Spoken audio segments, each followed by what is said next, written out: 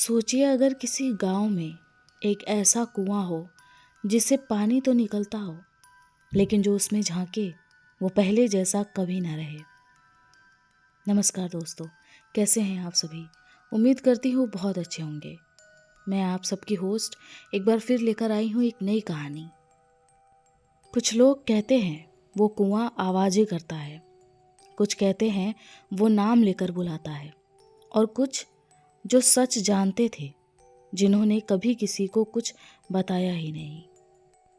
मेरा नाम अनिरुद्ध सेन है। मैं एक मिलिट्री ऑफिसर हूँ। मैं पश्चिम बंगाल के एक छोटे से गांव नवडीहा में पला बड़ा हूँ। हमारे गांव के किनारे बरगद के पेड़ के नीचे एक पुराना कुआं था।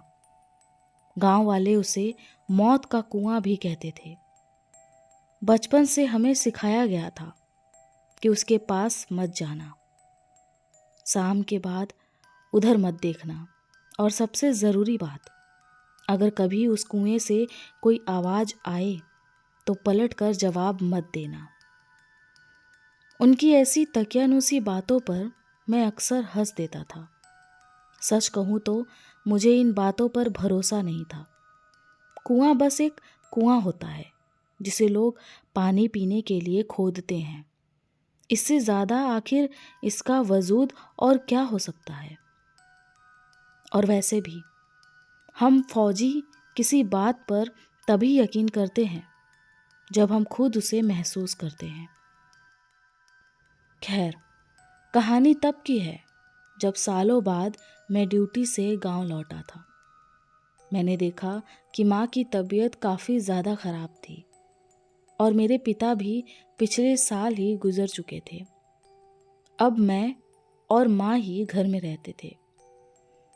पहली ही रात माँ ने मुझे सख्त लहजे में कहा, अनिरुद्ध, उस झाड़ी वाले कुएं की तरफ मत जाना।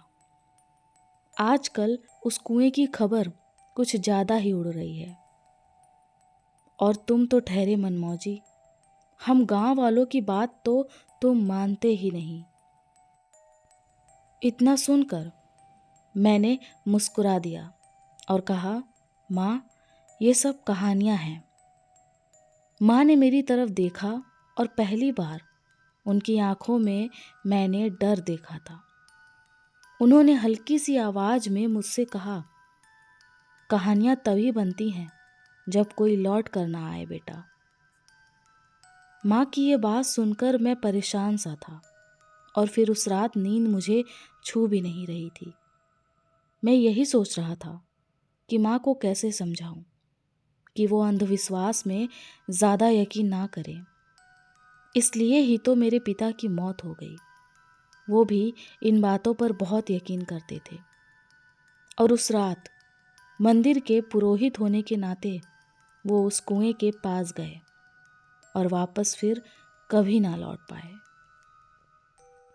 मैं उस रात सो नहीं पा रहा था, लेकिन मेरी नींद इसलिए नहीं उड़ी थी कि कुएं की डरावनी कहानी से मैं डर गया था, बल्कि इसलिए नहीं आ रही थी कि मुझे अपने पिता के कातिल का पता लगाना था, जो उस कुएं की आड़ में गांव के लोगों को बेवजह मौत के घाट उतार रहा था। करीब 12:15 पर अचानक मुझे किसी के रोने की आवाज़ सुनाई दी। वो आवाज़ बहुत धीमी थी और बहुत पास से आ रही थी। अचानक मुझे ऐसा लगा जैसे कोई मेरा नाम ले रहा हो, अनिरुद्ध। मैं तुरंत उठकर बैठ गया। आखिर मैं ठहरा आर्मी ऑफिसर। एक मक्खी की भिनभिनाहट भी मुझे नींद से जगा देती थी। मैंने उठकर देखा तो वो आवाज़ कुएं की दिशा से आ रही थी। मैं बिस्तर से उठा और मेरे पैर अपने आप बाहर की ओर बढ़ने लगे। मैं धीरे धीरे कदमों से अपने घर से निकलकर कब उस बरगद के नीचे पहुंच गया, मुझे मालूम ही नहीं हुआ। वहाँ गाढ़ा अंधेरा था और कुएं के पास कोई खड़ा था। शायद वो एक औरत थी। देखने से तो यही लग रहा था। सफ़ेद साड़ी, गीले बाल, पीठ मेरी तरफ थी और वो रो रही थी। आप ठीक हैं? मेरे मुंह से निकल गया और तभी उसने धीरे धीरे अपना सिर मेरी तरफ घुमाया। उसका चेहरा हल्का धुंधला था, लेकिन आवाज़ मेरी माँ की तरह थी। अनिरुद्ध, पानी चाहिए? मुझे एक पल के लिए तो ऐसा लगा जैसे मेरी माँ ही मुझे पुकार रही हो, लेकिन फिर मैंने सोचा कि वो यहाँ इतनी रात गए क्या करने आएंगी। ये ज़रूर किसी की चाल है। तभी उसने फिर से पुकारा, अनिरुद्ध, क्या पानी चाहिए? तब मेरी सांस अटक गई और मैं थोड़ा पीछे हटा, क्योंकि इस बार आवाज़ बहुत अजीब और डरावनी थी। तभी उसने फिर कहा, अनिरुद्ध, झांक कर देखो इस कुएं में। ये सुनकर ही न जाने मुझे क्या हुआ कि मैं कुएं के पास चला गया और मैंने नीचे झांक कर देखा। नीचे घुप अंधेरा था और पानी में मेरा ही चेहरा दिख रहा था। मैं मुस्कुराया और खुद से बोला, मैं जानता था ऐसा कुछ नहीं है, ये गांव वालों का वहम है और कुछ भी नहीं। इतना कहकर मैं वहाँ से लौटने लगा, लेकिन अचानक जब मैं पीछे मुड़ा तो मैंने देखा कि मेरे सामने मैं ही खड़ा हूँ। जी हाँ, मैं खुद को सामने खड़ा हुआ देख रहा था। कुछ देर तलक तो मुझे कुछ समझ में नहीं आया। ऐसा लग रहा था जैसे किसी ने मेरे सामने एक बड़ा सा आईना खड़ा कर दिया हो, जिसमें हूबहू मैं खुद को देख पा रहा था। मैं एक पल के लिए सिहर गया। इससे पहले कि मैं कुछ सोच समझ पाता, मेरी ही परछाई ने मुझे धक्का दे दिया और मैं कुएं की तरफ गिरने लगा। डर की वजह से मेरी आंखें बंद हो गई थी और मेरे दिल की धड़कन 125 की स्पीड से धड़क रही थी। तभी अचानक मुझे महसूस हुआ कि किसी ने मेरा हाथ पकड़कर खींचा और फिर 2 ही सेकंड में मैंने खुद को ज़मीन पर औंधे मुंह पाया। मेरी आंखें थोड़ी थोड़ी खुली थी, लेकिन मैं बेहोशी की हालत में था। आंखों में मिट्टी चली गई थी और मुझे सांस लेने में भी परेशानी हो रही थी। उसी समय मैंने देखा कि मेरे सामने एक आदमी खड़ा है, जिसने पीले रंग की धोती और सफ़ेद रंग की पगड़ी बांधी हुई है। वो आदमी मुझे वहाँ से चले जाने के लिए कह रहा था, लेकिन मैं उस वक्त इतनी बेसुध हालत में था कि मुझे उसका चेहरा साफ दिखाई ही नहीं दिया। थोड़ी ही देर में, देखते ही देखते, मैं पूरी तरह बेहोश हो गया और जब आँख खुली तो मैंने खुद को सरपंच के घर पर पाया। सरपंच के लोग मेरे आस पास खड़े थे और मेरी माँ मेरे सिरहाने बैठी हुई थी, जो मेरे सर पर हाथ फेर रही थी और फूंट फूंट कर रो रही थी।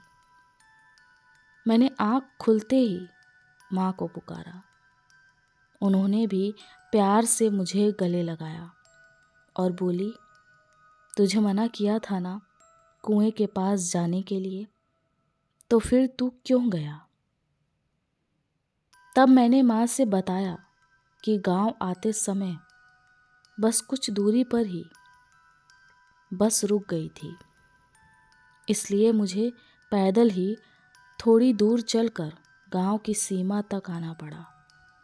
जब मैं पैदल आ रहा था तब वो कुआं मुझे दिखाई दिया था। प्यास बहुत लगी थी, इसलिए मैंने उस कुएं से पानी पी लिया।